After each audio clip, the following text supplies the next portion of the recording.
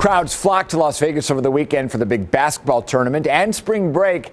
And what a stark contrast from this time last year when the Strip and casinos were empty. Alan Feldman with the International Gaming Institute at UNLV says that we need to make sure that infection rates do not spike so we continue reopening. Public health officials say we're now in a race between vaccines and variants. Close to 7,000 cases of highly contagious COVID-19 strains have been reported in the U.S., and they're spreading quickly, prompting some states to put the brakes on their reopening plans. But others are continuing to lift COVID-related restrictions, leading to fears of a new surge in the U.S. The CDC is now making a big push to keep folks close to home as summer approaches. And the CDC continues to warn people against air travel, but the TSA says it's been processing more than 1 million passengers per day over the past 10 days.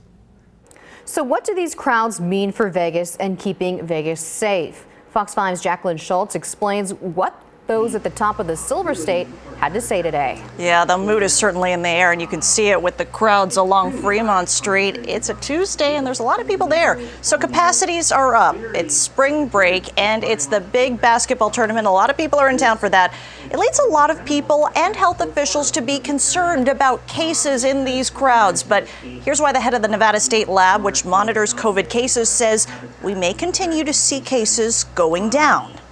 We may not see another recent surge. It just doesn't mean that we can't let our guard down. I'm going to make an educated guess that there's real reason to believe that we're going to see a sustained decline in SARS-CoV-2 cases, even in light of the challenges you point out. Dr. Mark Pandori, the head of the Nevada State Lab, says as spring break is upon us, we are starting to see progress towards herd immunity. People are getting the vaccine, and many who were sick now have antibodies to keep them safe temporarily. Though variants are a concern, the vaccine is effective against the UK variant.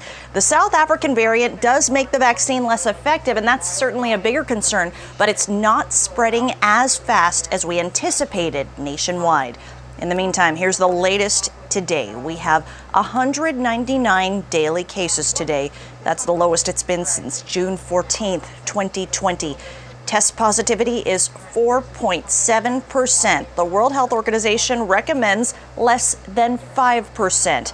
There are 292 confirmed or suspected hospitalizations today. And Dr. Pandori says Nevada could have something closer to herd immunity in the next 2 months.